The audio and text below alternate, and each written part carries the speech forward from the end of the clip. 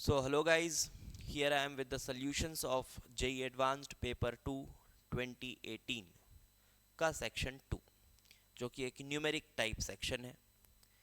And जैसा कि अभी JEE मेंस 2024 का रिज़ल्ट आ चुका है और बहुत सारे बच्चों की एक क्वेरी थी कि सर अब क्या करना चाहिए। तो देखो, अब मैं आपको एक जनरल ओपिनियन दे देता हूँ, ठीक है, रिगार्डिंग योर फर्दर प्रेपरेशंस। तो जो भी JEE मेंस 2024 या JEE 2024 वाले स्टूडेंट्स हैं, उनके लिए मैं ये बोलना चाहूँगा कि अगर आपका जो रिज़ल्ट आया है और अगर आपका जो परसेंटाइल है वो कट ऑफ से ऊपर है, परसेंटाइल आपका अगर कट ऑफ से ऊपर है, अब आप बोलोगे सर एग्जैक्ट कट ऑफ तो नहीं पता, तो ठीक है, रफली तो कट ऑफ पता है आपको, रफली आपको कट ऑफ पता है। अगर आप 91 परसेंटाइल के ऊपर हो, 94 95 इस तरह से आपके परसेंटाइल्स हैं और आपने साल भर डेडिकेटेड होकर एडवांस की तैयारी करी है, तब आपको JEE 2024 एडवांस की प्रिपरेशन में लग जाना चाहिए। ज़्यादा आपको दिल छोटा नहीं करना है कि यार मेरे 94 आ गए, मेरे 95 आ गए, औरों के तो 98 आए हैं, ठीक है। आपका फोकस इस पे होना चाहिए। लेकिन अगर आप बाउंड्री लाइन पे हो, अगर आप बाउंड्री लाइन पे हो और जैसे कि 90 परसेंटाइल हो, 89 परसेंटाइल हो, तब एक जनरल ओपिनियन मेरा ये है कि आप JEE मेंस 2 की तैयारी करें, आप अप्रैल वाली शिफ्ट की तैयारी करें, वो आपके लिए एक सेफ रास्ता होगा। लेकिन फिर भी अगर आप बहुत कॉन्फिडेंट हैं, नहीं मैं कर लूँगा एडवांस की तैयारी, जो गलतियां हुई हैं वो अब नहीं होंगी अपने आप, तो अगर आप इतना कॉन्फिडेंट अगर ऐसे हो तब बात अलग है, फिर आप अपना देख सकते हैं। एक जनरल ओपिनियन मैंने दिया, ठीक है, ये एक जनरल ओपिनियन दिया। और जो भी बच्चे अब एडवांस की तैयारी करेंगे, केम IIT ऐप ज़रूर इंस्टॉल कर लें। जो भी बच्चे नए हैं उनको नहीं पता है, और इसमें जो कंप्लीट प्रॉब्लम सॉल्विंग वाला जो हमारा कोर्स है, कंप्लीट प्रॉब्लम सॉल्विंग वाला हमारा जो कोर्स है, जिसमें मैं 600 प्लस एडवांस प्रॉब्लम्स टारगेट कर रहा हूँ 2024 तक, ठीक है, इतने प्रॉब्लम्स मैं टारगेट कर रहा हूँ। तो आप ये प्रॉब्लम्स अगर अच्छे से सॉल्व करते हो, ये जो मेरी PYQ सीरीज़ है, PYQs को अच्छे से फॉलो करते हो, रियल JEE एडवांस सीरीज़ जो हमारी यूट्यूब पर है, बस इसको फॉलो करते हो, अगर इतना करते हो, केमिस्ट्री में इसके अलावा और कुछ करने की ज़रूरत नहीं है, मेरी बात मानो, इसके अलावा और कुछ करने की ज़रूरत नहीं है। अगर आप इतना कर लेते हो तो ठीक है, बहुत है, मोर देन इनफ है। एंड 3 महीने 4 महीने आपके पास जो अभी बचे हुए हैं, ये इनफ हैं ये पोर्शन करने के लिए, ये इनफ है ये पोर्शन करने के लिए। हाँ ठीक है, अगर आपको थियोरेटिकली कुछ डाउट्स हैं, कुछ चैप्टर्स नहीं हुए हैं, तो मैं आपको रिकमेंड करूँगा पहले आप थ्योरी चैप्टर्स भी ख़त्म करें, ठीक है। ये उनके लिए है जिन बच्चों का थ्योरी अच्छे से ख़त्म हो चुका है, उनको अब बस प्रॉब्लम्स के लिए रेस करना है, तो उनके लिए ये सबसे बेहतर ऑप्शन है। बट अगर आपके कोई चैप्टर्स बच गए हों तो आप पहले वो थ्योरी चैप्टर्स ख़त्म करो। इतने पूरे प्रॉब्लम्स आपसे ना बन पाएँ, आप थ्योरी ख़त्म कर लो, इसका कुछ आधा पोर्शन ही कर लो, सिर्फ आप PYQs कर लो या फिर ये भी कर लो, और थ्योरी अगर आपका अच्छे से हुआ है तो भी आपका काम चल जाएगा। बट हाँ, फिर आप वो 100 प्लस वाले मार्क्स को टारगेट नहीं कर सकते। जो भी बच्चे 100 नंबर तक टारगेट कर रहे हैं या चाहते हैं कि मैं बहुत अच्छा परफॉर्म करूं, उनके लिए ये फॉर्मूला है, आप ये यूज़ कर सकते हैं, ठीक है। चलिए तो शुरू करते हैं सॉल्यूशंस। तो न्यूमेरिक टाइप क्वेश्चंस हैं, अच्छे क्वेश्चंस होंगे ये।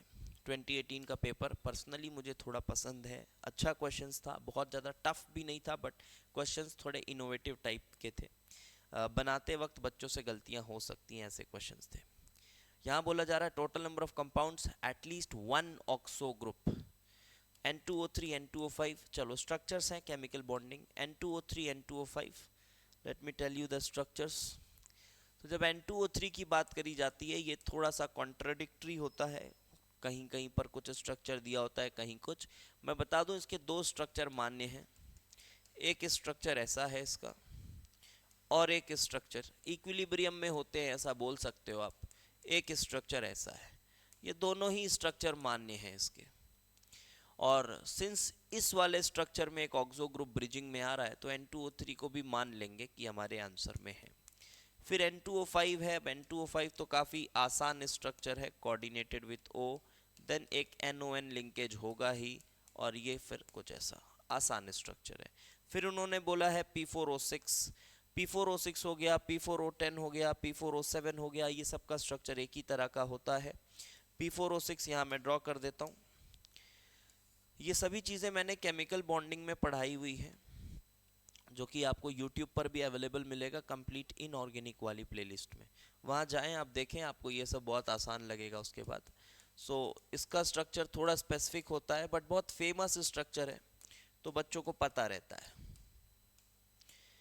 बहुत फेमस स्ट्रक्चर है तो बच्चों को पता रहता है। Like this is POP linkages are there, and then we have double bond O लगा दोगे तो देखो ये पहले P4O6 था, फिर P4O7 हो गया, फिर इसी तरह से P4O8 हो जाएगा, यहाँ लगा दो, फिर P4O9 हो जाएगा, P4O10 हो जाएगा। इस तरह से स्ट्रक्चर्स बन सकते हैं, इस तरह से बन सकते हैं। ओके, तो इसमें भी ऑक्सो लिंकेज है, जी हाँ। इसमें भी है, जी हाँ। POP लिंकेज इसमें भी है। Then comes H4P2O5। इसके बारे में तो एकदम स्पेशली आपको बताया गया है। मैंने आपको एक रूल पढ़ाया था कि जब भी ऑक्सीडेशन नंबर जो है सेंट्रल एटम की वो मैक्सिमम से कम हो, तब आप PP लिंकेज करते हो या SS लिंकेज करते हो।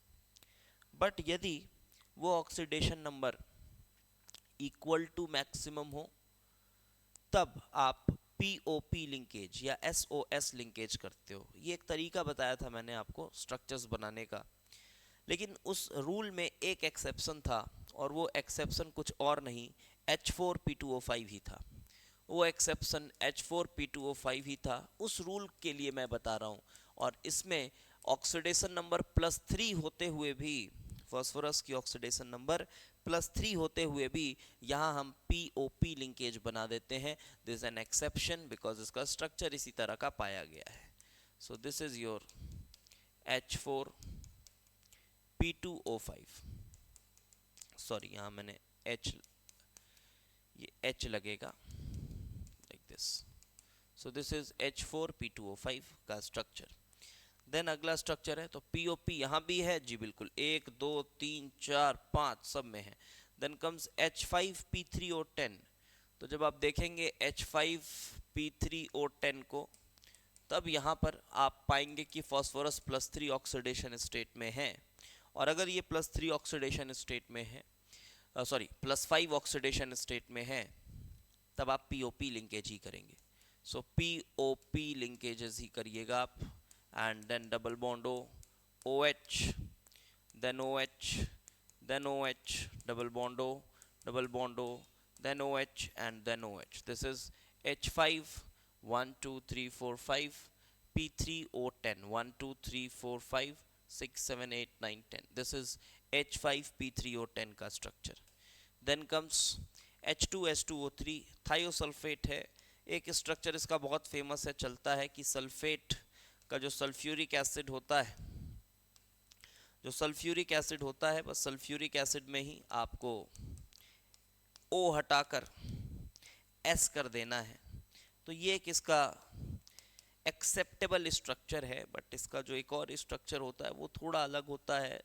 जब आप थोड़े कुछ रिसर्च पेपर्स देखोगे तो वहाँ पर एक और स्ट्रक्चर इसका ऑफर किया जाता है, बट मैं भी आपको कंफ्यूज नहीं करना चाहता। मैं JEE लेवल के लिए आपको कहूँगा कि आप इसी स्ट्रक्चर को मान के चलिए, JEE लेवल पे आप इसी स्ट्रक्चर को मान के चलिए। दिस इज ओके, ठीक है। यहाँ पर कुछ भी हो जाए, SOS लिंकेज होने वाली थी नहीं तो है भी नहीं। Then comes H2H2O5। ये भी बहुत कंफ्यूजिंग है। जो भी बच्चे नहीं पढ़े होते हैं और अपने दिमाग से स्ट्रक्चर बनाने की कोशिश करते हैं, वो हमेशा इसको गलत बना डालते हैं। इसका एक्चुअल स्ट्रक्चर ऐसा होना चाहिए, बिकॉज आप जब ऑक्सीडेशन स्टेट देखोगे तो 2x + 2 - 10 = 0, तो आप x को पाओगे कि दिस इज 4, और 4 जो है वो मैक्सिमम से कम है, क्योंकि सल्फर का मैक्सिमम +6 होता है। 4 मैक्सिमम से कम है, तो जो स्ट्रक्चर बनता है वो कुछ ऐसा बनता है। मैक्सिमम से कम है तो SS लिंकेज होती है, double bond O, then OH, double bond O, H2S2O5, then double bond OH and दो सल्फर हो गए। अब यहाँ पर एक और OH एंड यहाँ पर एक और OH, बट एक यहाँ पर आपके पास लोन पेयर रहता है। दिस इज योर H2S2O5, ठीक है। This is the correct structure of H2S2O5। Sorry sorry sorry, ये कहाँ से करेक्ट होगा, यहाँ पर डबल बॉन्ड हो रहेगा, फॉस्फोरस समझ ले, डबल बॉन्ड हो रहेगा एंड यहाँ पर OH है, so this will be OH. This is H2 S2 and 1 2 3 4 5 O5. This is the correct structure. बच्चे इसको सिमेट्रिकल बनाने के लिए ऐसा बना देते हैं, ये ज़्यादा सुंदर दिखता है उनको, तो सिमेट्रिकल बनाने के चक्कर में H2S2O5 ऐसा बना देते हैं। ये ज़्यादा सुंदर दिख रहा है, सिमेट्रिकल दिख रहा है, दो लोन पेयर है, बट ये रॉन्ग स्ट्रक्चर है, ध्यान रखना। ये करेक्ट स्ट्रक्चर है इसका, okay. This is the correct structure. So ये भी हमारा हो गया, बट ये और ये नहीं हुए, तो अगर ऑक्सो कंपाउंड्स बताने तो 1 2 3 4 5 6 7, sorry 1 2 3 4 5 6, so 6 is the correct answer for the question. 6 is the correct answer. Now let's move to the next question, and next question is like galena is an ore which is PbS, is partially oxidized by passing air through it at high temperature. After some time, the passage of air is stopped, but the heating is continued in a closed furnace such that the contents undergo self-reduction. The weight of Pb produced per kg of O2 consumed is, okay. देखो ठीक question है, एक silly mistake यहाँ बच्चे कर सकते हैं। ये बोला जा रहा है कि आपके पास PbS है, आपने शुरू में इसको एयर दिया, ये ऑक्सीडाइज होगा PbO में, SO2 में, एंड आफ्टर दैट जो आपका ऑक्सीजन आप दे रहे हैं वो रोक दिया जा रहा है। अगर आपने पढ़ा है तो आपको पता होगा ये सेल्फ रिडक्शन का प्रोसेस है, कोई बड़ी बात नहीं है, सेल्फ रिडक्शन का प्रोसेस है, ऑटो रिडक्शन कहते हैं इसको। सो जो PbS है वो फिर इसी PbO के साथ कंबाइन होकर Pb प्लस SO2 बना रहा होता है। ये रिएक्शंस हैं, अगर आप इसको बैलेंस करें तो ये 3/2 करेंगे। सो PbS, हाँ जी बैलेंस हो गया ये, और नीचे वाले रिएक्शन को बैलेंस करना है अगर SO2 PbS प्लस PbO, तो आप एक काम करेंगे, यहाँ 2 लगाएंगे एंड देन यहाँ पर लग जाएगा 3, ये भी शायद बैलेंस हो गया, सल्फर लेड ऑक्सीजन, ठीक है बैलेंस, ये 2 बैलेंस्ड इक्वेशन है। अब यहाँ पे जो मैं बोल रहा था कि क्या सिली मिस्टेक कर सकते हैं बच्चे, ये पूछ क्या रहा है क्वेश्चन में, पूछ ये रहा है कि आपको लेड चाहिए पर KG of oxygen, 1 kilo oxygen के साथ कितना लेड मिलेगा। तो यहाँ पर बच्चे यही देखकर ये गलती कर देते हैं, अगर इस तरह से बैलेंस करेंगे, जो कि गलत नहीं है, बैलेंसिंग सही है, बट मिस्टेक मैं बता रहा हूँ। वो देखेंगे 3/2 O2 से मिल रहा है 3 Pb, 3/2 O2, तो 3/2 मोल्स ऑफ O2 से मिल रहा है 3 Pb। तो ये यहाँ पर एक मिस्टेक है, ये एक मिस्टेक है। अगर आप ऐसा करते हैं ना तो ये मिस्टेक है, क्योंकि आपको यहाँ पर एक ओवरऑल रिएक्शन लिखना पड़ेगा, आप यहाँ से नहीं कर सकते ऐसे, आपको ओवरऑल रिएक्शन लिखना पड़ेगा। और ओवरऑल रिएक्शन में आपको ध्यान ये देना है, आपको ध्यान ये देना है कि ये जो लेड ऑक्साइड है, जो आपका लेड ऑक्साइड है, ये बचेगा नहीं, ये खत्म हो जाएगा। लेड ऑक्साइड बचेगा नहीं, लेड ऑक्साइड खत्म हो जाएगा रिएक्शन के दौरान, क्योंकि जो लेड ऑक्साइड यहाँ बना रहता है वो पूरा लेड ऑक्साइड PbS के साथ रिएक्ट करता है गैलेना के साथ, और वो लेड दे देता है, ठीक है। अभी एक बात और सुनना मेरी, अभी इसमें और कंफ्यूजन आता है, उसको मैं आपको पढ़ने का तरीका बताऊंगा। तो लेड ऑक्साइड खत्म हो जाता है इस रिएक्शन में, और इस वजह से आपको यहाँ पर लेड ऑक्साइड कैंसिल करने के लिए रिएक्शन में 2 मल्टीप्लाई करना ज़रूरी है, 2 मल्टीप्लाई करना ज़रूरी है। और अब जब आप रिएक्शन लिखोगे तो आप लिखोगे 3 PbS गिव्स, सॉरी O2 भी है, plus 3 O2 gives, lead oxide cancel हो गया है, 3 Pb प्लस 3 SO2। जी हाँ, आपको रिएक्शन कुछ इस अंदाज में लिखना पड़ेगा। This is the overall net reaction. अब यहाँ पर बच्चों को एक और डाउट आ सकता है, इसलिए मैं वो भी क्लियर करता हूँ कि वो कहेंगे सर ये PbS जो था, ये PbS भी तो पूरा नहीं रिएक्ट किया है, क्योंकि PbS रहता है, ऑक्सीजन देते हो तो PbS का कुछ पोर्शन रिएक्ट करता है, कुछ पोर्शन रिएक्ट करता है, कुछ पोर्शन बच जाता है, कुछ पोर्शन बच जाता है और फिर फर्दर वो PbO के साथ रिएक्ट करता है। तो फिर मन में आता है कि सर मतलब ये रिएक्शन भी तो कंप्लीट नहीं हुआ होगा, ये भी रिएक्शन कंप्लीट नहीं हुआ होगा, क्योंकि PbS तो बचा होगा ना, कुछ PbS तो बचा होगा, तो ऐसे ऐड कर देना ठीक है क्या सर? ऐसा लगता है ना कि ये वाला जो PbS है ये इसी PbS का तो पार्ट है, समझ पा रहे होगे? अगर ये PbS जो बचा हुआ है ये इसी PbS का पार्ट है, लेकिन नहीं, जब रिएक्शन इस तरह से लिखा है इसका मतलब क्या है कि आपके पास जितना भी PbS था, जितना भी था, उसमें से 2 मोल ने रिएक्ट किया ऑक्सीजन के साथ, ठीक है? जितना भी PbS था उसमें से 2 मोल ने रिएक्ट किया ऑक्सीजन के साथ। ये सिर्फ रिएक्टेड PbS की बात कर रहा है reaction, only the reacted PbS की बात कर रहा है। तो इतना रिएक्ट करके PbO बनाया, लेकिन PbO तो पूरा खत्म हो जाता है क्योंकि गैलेना एक्सेस में होता है, गैलेना एक्सेस में होता है तो गैलेना नहीं खत्म होगा, गैलेना आपके पास था बहुत सारा, उसमें से जितना भी PbO बना, एक तरह से आप सोच सकते हो कि जो PbO है वो एक तरह का लिमिटिंग रिएजेंट की तरह यहाँ पर काम करता है, ये लिमिटिंग रिएजेंट की तरह काम करता है। और अब तो सवाल जो है वो काफ़ी आसान हो गया, because now it is simply based on stoichiometry. अगर आप ये रिएक्शन लिख लेते हो तो आपको पा रहे हो आपकी 3 मोल्स ऑफ O2 के साथ 3 मोल्स ऑफ Pb मिल रहा है। 3 moles oxygen gives 3 moles of lead. तो बताना है कि पर केजी कितना मिला। मैं थोड़ा कैलकुलेटर यूज कर लेता हूं इसके लिए। पर केजी, सो पर केजी के लिए 3 मोल ने 3 मोल दिया, मतलब 1 मोल ऑक्सीजन से 1 मोल लेड मिलता है। कितने मोल हैं ऑक्सीजन के 1 केजी में? तो 1000 divided by 32 that is 31.25 moles of lead ये मिलेंगे।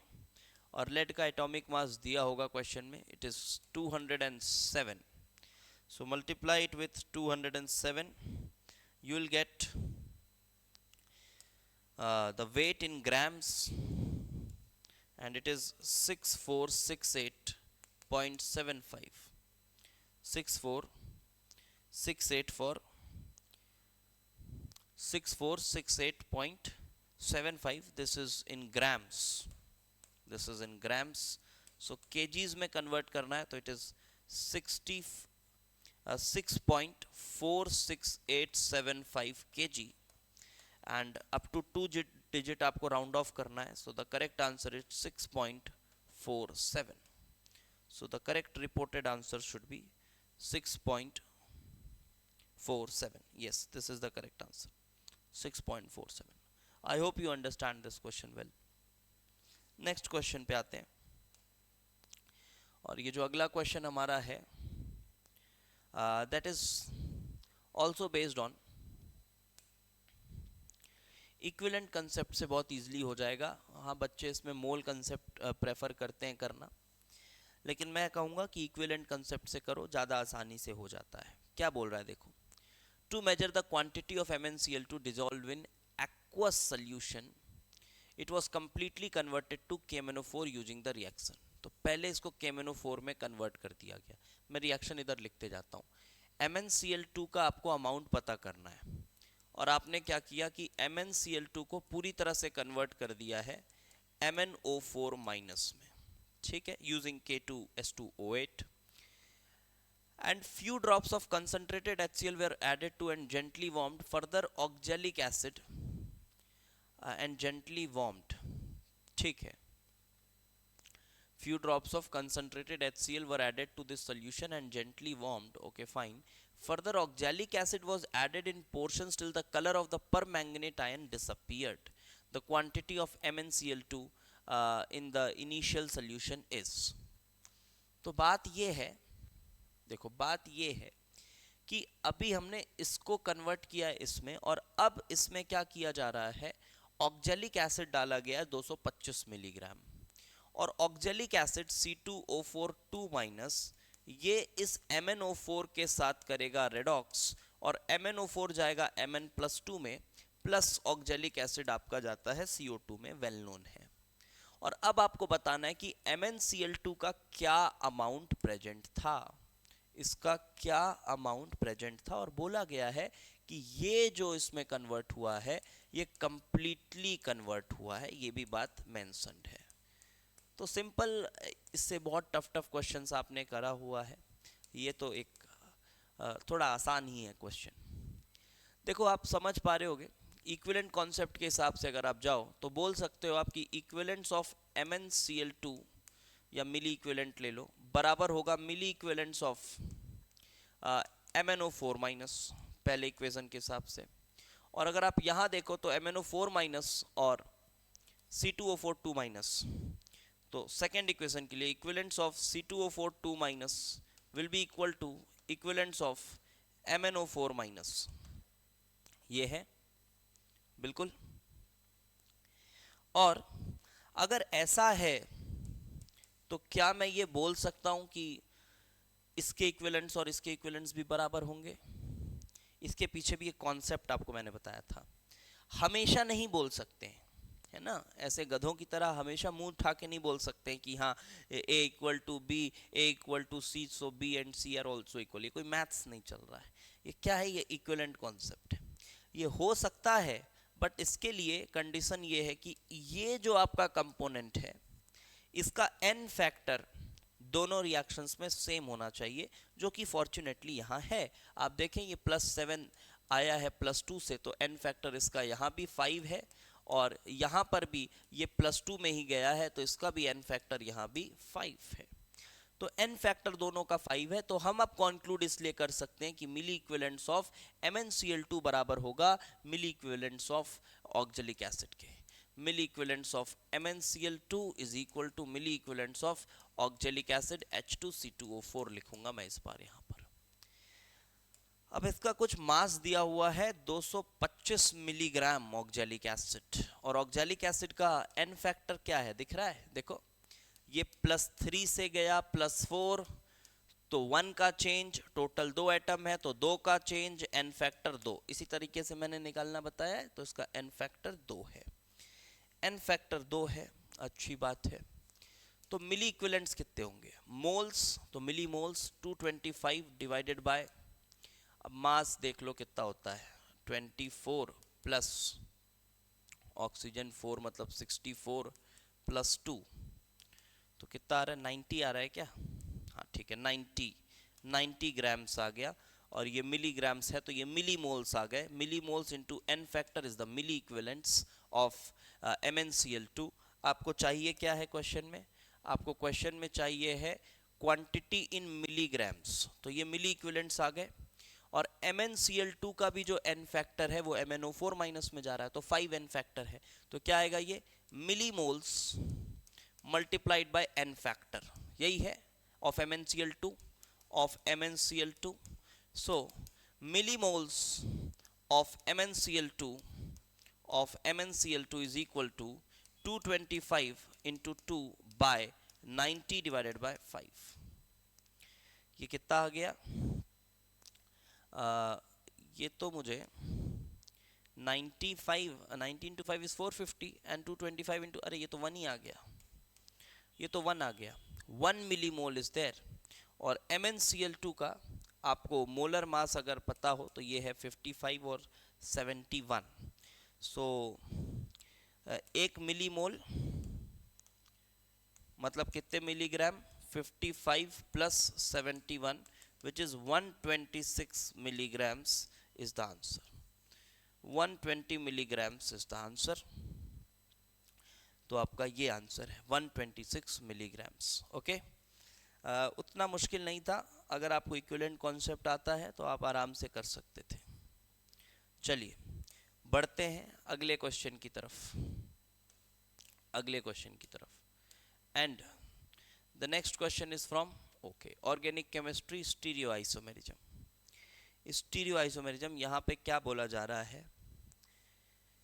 देखो क्वेश्चन ऐसा है, क्वेश्चन मैंने पहले भी कराया हुआ है. सो इस क्वेश्चन में यहाँ पर ये जो बॉन्ड्स हैं ये फिक्स्ड हैं ऐसा बोला गया है, और ये वाला जो डैंगलिंग बॉन्ड्स बनाया है ये बोला है कि इसके अराउंड ना तो इसकी ज्योमेट्री फिक्स है ना ही तो इसका कॉन्फ़िगरेशन फिक्स है. मतलब आप इसको वेराई कर सकते हो, आप इसको आर एस कुछ भी मान सकते हो, इस डबल बॉन्ड को सिस ट्रांस कैसा भी कर सकते हो, और यहाँ भी आप इसको आर एस कुछ भी मान सकते हो, ऐसा बोला गया है. ज्योमेट्री भी फिक्स नहीं है और ना ही कॉन्फ़िगरेशन फिक्स है. ये क्लियर कट लिखा हुआ है, यहाँ पढ़ लीजिएगा. क्वेश्चंस तो आपके पास होंगे ही. ओके, तो अब हमें बताना है कि ऑप्टिकली एक्टिव स्टीरियोआइसोमर्स कितने हैं. तो चलो मैं इसका पहले स्ट्रक्चर बनाता हूँ फिर आपको समझा देता हूँ. देखिए, you have a 5-membered ring here. You have a 5-membered ring here, like this. OH, OH, OH, OH, OH, and then ये फिक्स करा हुआ है इसने वेज, फिक्स करा हुआ है वेज, और यहाँ पर ये देखो ट्रांस पोजीशन में है तो ये भी फिक्स है. ठीक है, ये ट्रांस पोजीशन में तो ये फिक्स है. ट्रांस बोल दिया इन्होंने, ये फिक्स किया हुआ है ट्रांस में. एंड देन यहाँ पर वेज में OH बनाया है, वेज में OH बनाया है, एंड देन ये कुछ इस तरह से इधर बना हुआ है. लेकिन नीचे क्या करा हुआ है देखो, यहाँ पे ये डैंगलिंग बॉन्ड है.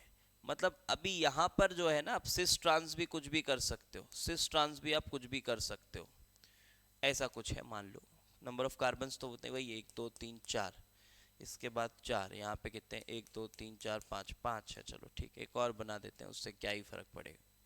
ये आपके पास ऐसा कंपाउंड बना हुआ है. नाउ अब देखिए, आप ध्यान से बात को समझिएगा. अगर मैं यहाँ पर मुझे इसको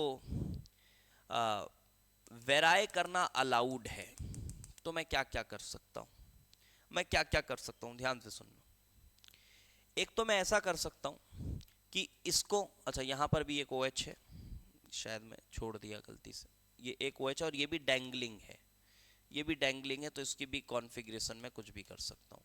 तो आप ध्यान से सोचो कि यहाँ पे मैं क्या क्या पॉसिबिलिटी बना सकता हूँ. ये सब तो फिक्स है, लेकिन यहाँ पे मैं ये कर सकता हूँ कि इसको मैं R या S कुछ भी रख सकता हूँ, इसको मैं सिस ट्रांस कुछ भी रख सकता हूँ, और इसको मैं R या S कुछ भी रख सकता हूँ, कर सकता हूँ ऐसा.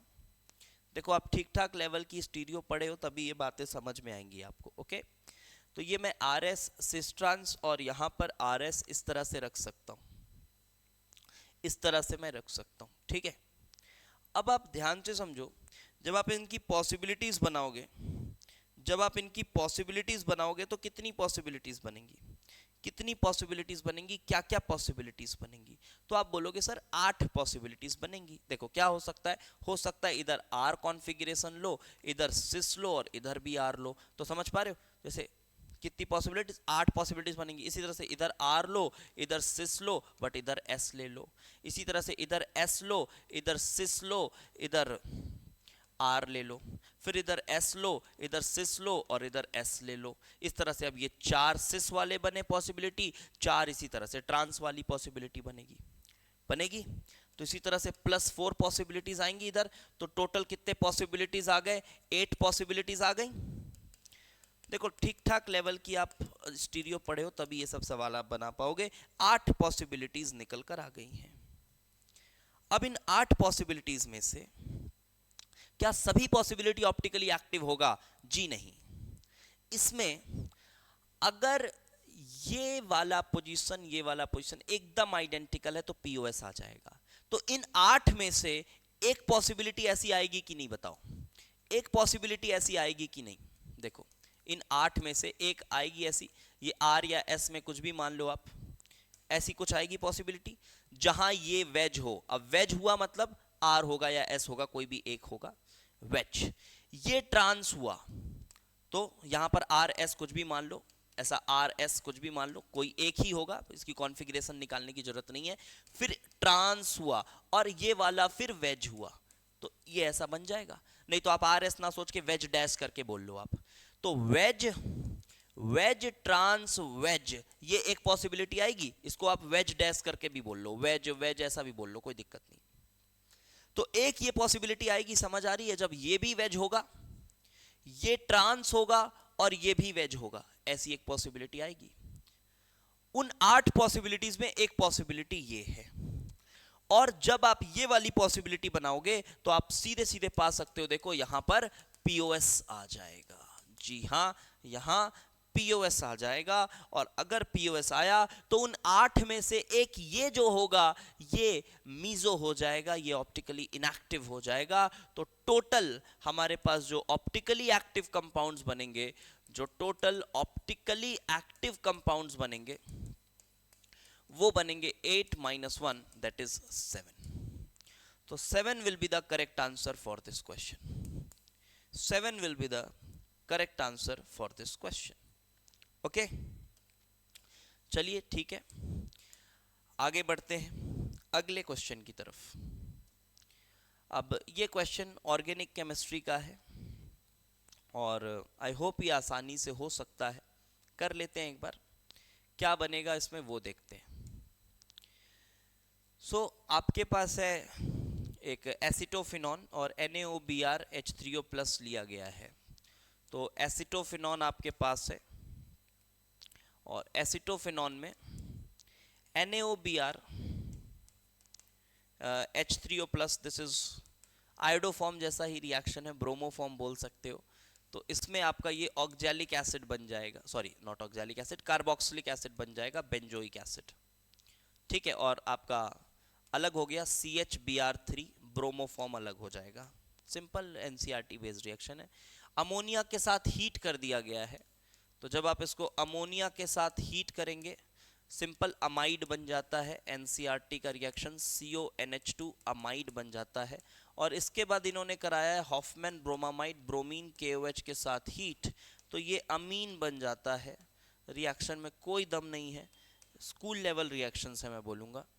तो ये अमीन बन जाता है और देन Br2 3 इक्विवेलेंट ACOH के साथ ब्रोमिनेशन होता है। Br2 का 3 इक्विवेलेंट यूज हुआ है, ब्रोमिनेशन होता है ACOH के साथ, ऑर्थो पैरा सब्स्टिट्यूटेड प्रोडक्ट्स बनते हैं NH2। एक्टिविटी काफ़ी ज़्यादा होती है रिंग की, तो 3 तरफ ब्रोमिनेशन आपको कुछ ऐसे देखने को मिलता है। ठीक है, अब आपको यहाँ पर क्या बताना है?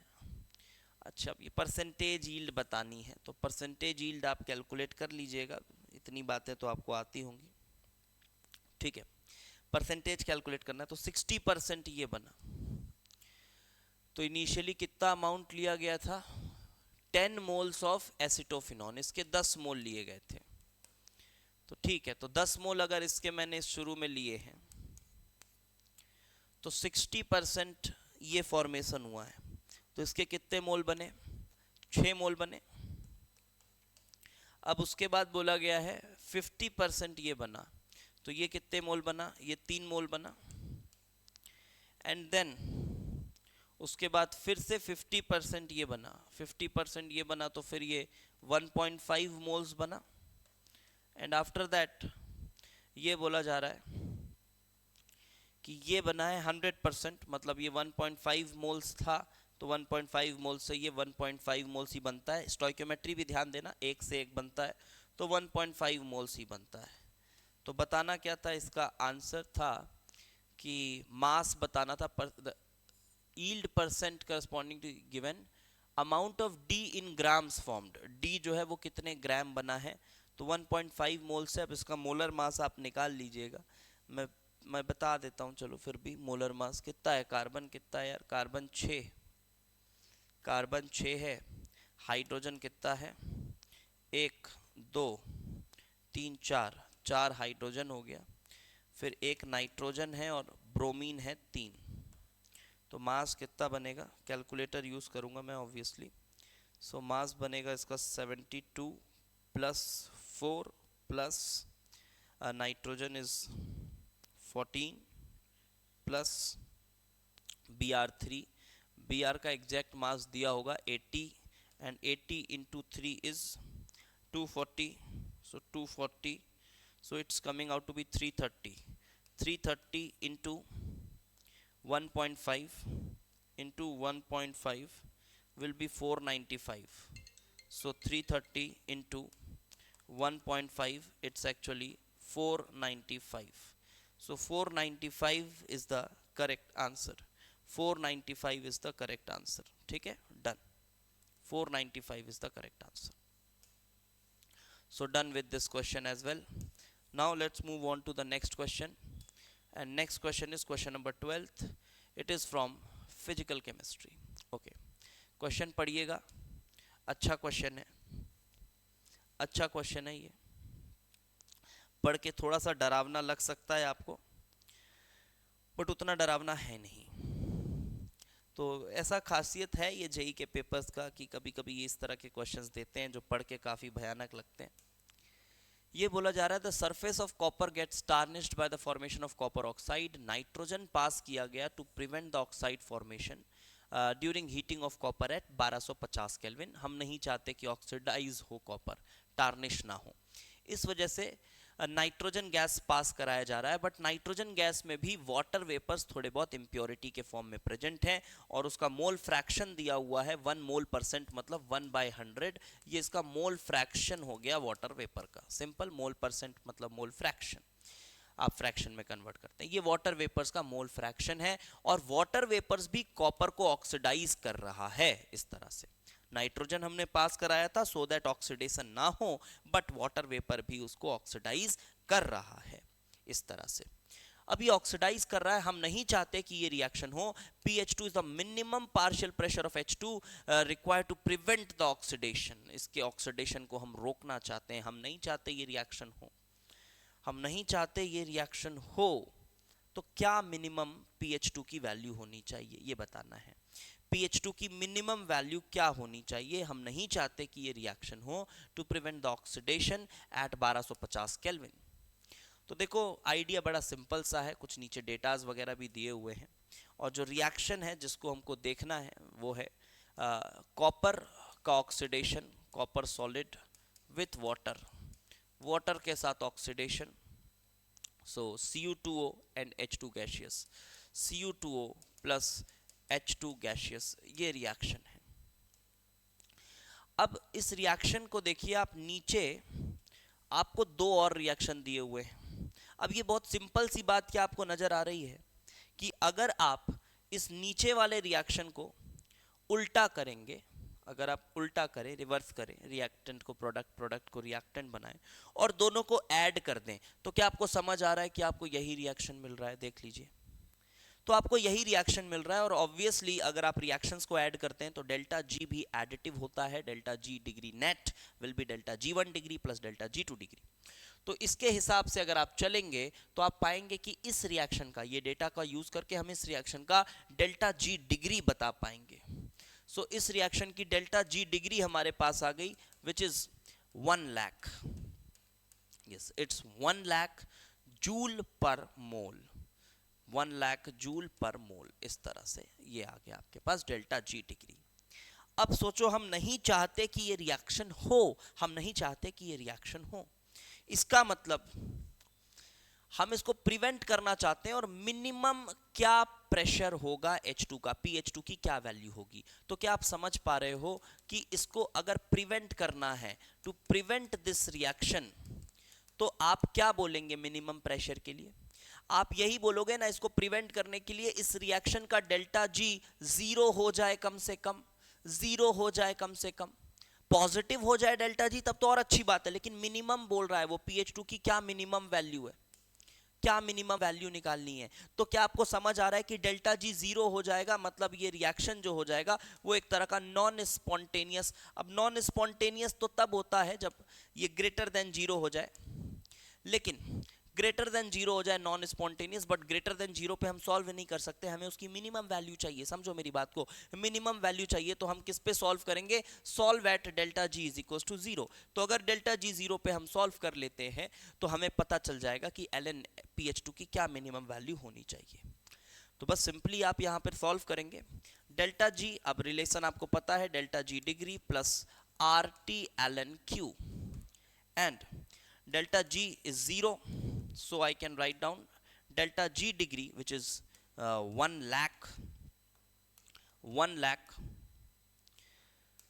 delta G degree is 1 lakh is equals to minus RT, R की वैल्यू कुछ सिंप्लीफाई करके दी है क्या, हाँ, R की वैल्यू 8 बोला है, RT is 8 into 1250, ln Q is ln P of H2, pressure of H2 upon pressure of water. अब प्रेशर ऑफ वाटर की जब बात करेंगे, स्टोइक्योमेट्री भी 1 है और मोल परसेंटेज दिया हुआ है, देखो मोल फ्रैक्शन दिया हुआ है वाटर का 1/100, टोटल प्रेशर भी बताया है 1 बार, देखिए टोटल प्रेशर भी बताया हुआ है 1 बार है, टोटल प्रेशर इज 1 बार। तो डाल्टन्स लॉ यूज करेंगे तो पार्शियल प्रेशर ऑफ H2O कितना आ जाएगा, 1/100 इंटू 1 बार विच इज 0.01 आ जाएगा। Okay, so partial pressure of H2 की जगह मैं डालूंगा 0.01।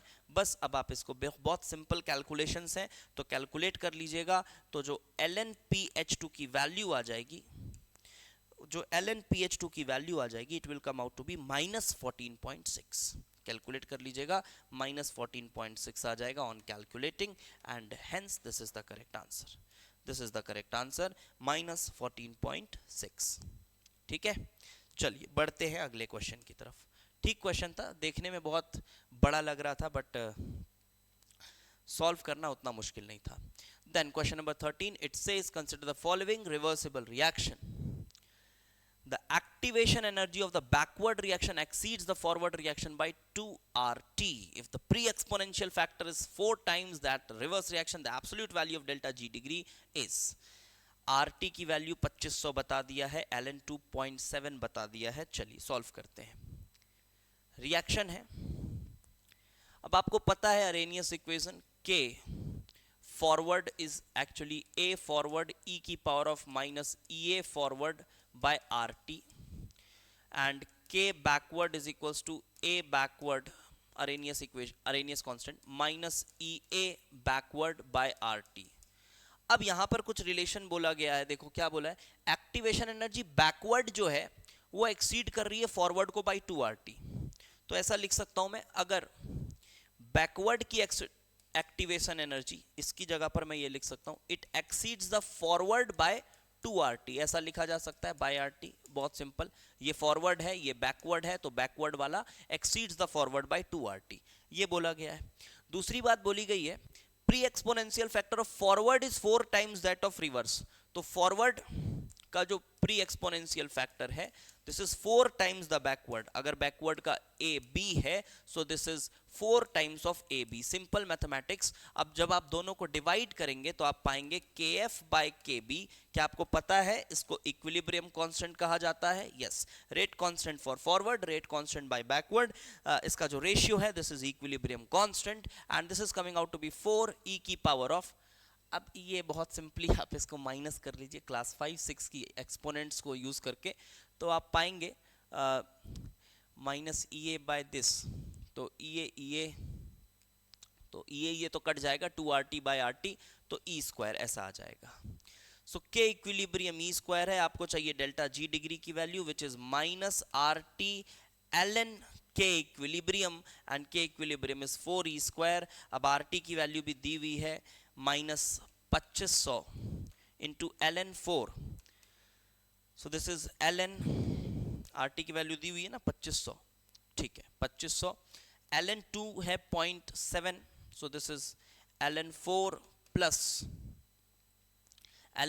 Plus 2 times of ln E, and ln E is simply 1, ln 4 is 1.4, so 2 plus 1.4, so correct answer is actually -2500 into 3.4, so this will come out to be, calculator से बता देता हूँ, लगभग 8,000 8,500 के आसपास आएगी value. So it's 2500 multiplied by 3.4, it's 8500. Minus 8500 is your final answer. Minus 8500 is your final answer. क्या बताना था? एब्सोल्यूट वैल्यू बोलनी थी क्या? अच्छा, एब्सोल्यूट वैल्यू बतानी थी, तो जो रिपोर्ट करोगे वो आप करोगे प्लस 8500. ये रिपोर्टेड आंसर होगा. ओके, चलिए बढ़ते हैं लास्ट क्वेश्चन की तरफ, उसके बाद सेक्शन सी शुरू हो जाएगा. So last question is question number 14. यहाँ ये कहा जा रहा है, ये एक इलेक्ट्रोकेमिकल सेल है. अब आप इसका सेल रिएक्शन अगर लिखें तो सेल रिएक्शन क्या होगा? सेल रिप्रेजेंटेशन देखिए, A solid A plus N. अब ए प्लस एन का कंसंट्रेशन दिया हुआ है, it is 2 molar, it's 2 molar, double slash B plus 2n, 1 molar से बी गया, बी प्लस 2n 1 मोलर से ये गया बी सॉलिड, ये गया B solid. The delta H degree value of the cell reaction is twice that of delta G degree. EMF of the cell is 0. delta S degree चाहिए per mole of B formed. Per mole of B formed का मतलब, अब cell reaction लिखो, थोड़ा cell reaction लिखो, बहुत आराम से सेल रिएक्शन लिख सकते हो. अब सेल रिएक्शन क्या मिल रहा है? A से बना A प्लस N, तो N इलेक्ट्रॉन्स लूज किया होगा.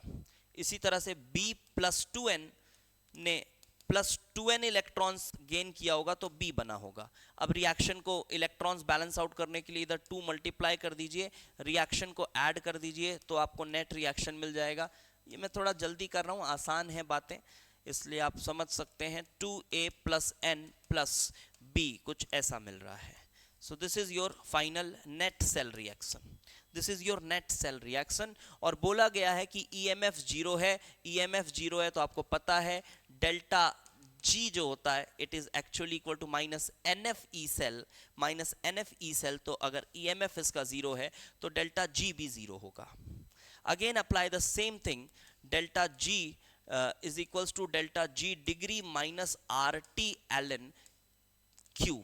आप इसको अप्लाई करिए, आप इसको अप्लाई करिए, आप डेल्टा G डिग्री की वैल्यू पा जाएंगे. आप डेल्टा G डिग्री की वैल्यू पा जाएंगे यहाँ पर, ठीक है, क्योंकि R की वैल्यू 8.3 लेने को कहा गया है और टेम्परेचर 300 केल्विन है. आप ये वैल्यू पा जाएंगे. कैसे? This is 0, so delta G degree, sorry यहाँ प्लस होगा, delta G degree is equals to minus RT 8.3 into 300 into ln Q. ln, अब देखो जब रिएक्शन आप देखोगे बेटा, पता है आपको प्रोडक्ट अपॉन रिएक्टेंट, तो A प्लस एन का कंसंट्रेशन दिया हुआ है 2 मोलर, और स्क्वायर भी करना है, तो 2 मोलर, तो 2 square upon B plus N जो कि 1 ही दिया हुआ है. तो डेल्टा G डिग्री तो यहां से आ गया, डेल्टा G डिग्री की वैल्यू यहां से आ गई. मैं कैलकुलेट करके आपको बता देता हूं कि ये वैल्यू कितनी है. ये मैं कैलकुलेट करके आपको बता देता हूं. दिस इज 8.3 इंटू 300 इंटू, अब ये वैल्यू कितनी होगी? 2 टाइम्स ऑफ ln2 होगी, that is 1.4 into 1.4.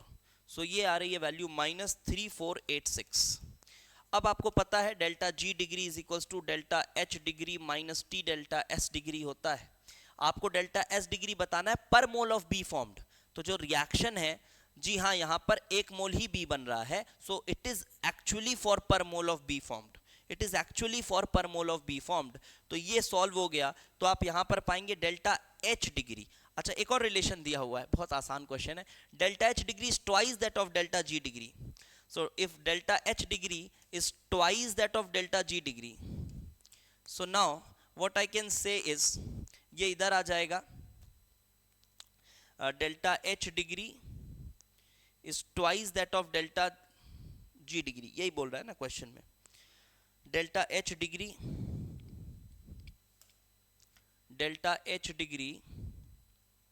is twice that of delta G degree. तो delta G degree is delta H degree minus T delta S. Okay, fine. तो ये इधर आ गया, यहाँ पर कुछ गड़बड़ तो नहीं हुई है. This is delta G degree minus RT ln this, so delta G degrees नहीं, हाँ ठीक है, कोई दिक्कत नहीं है. सो यहाँ पे आप पाएंगे this will be minus delta G degree, ठीक है, minus delta G degree is equal to minus T delta S degree. Minus minus आप हटा लीजिए, डेल्टा जी डिग्री की वैल्यू डाल दीजिए, एंड डेल्टा जी डिग्री की वैल्यू, तो delta S degree is simply minus 3486 divided by the temperature which is 300, और ये डिवाइड करने पे divided by 300, value is coming out to be minus 11.62. So this is your delta S degree की value. This is your delta S degree की value minus 11.62.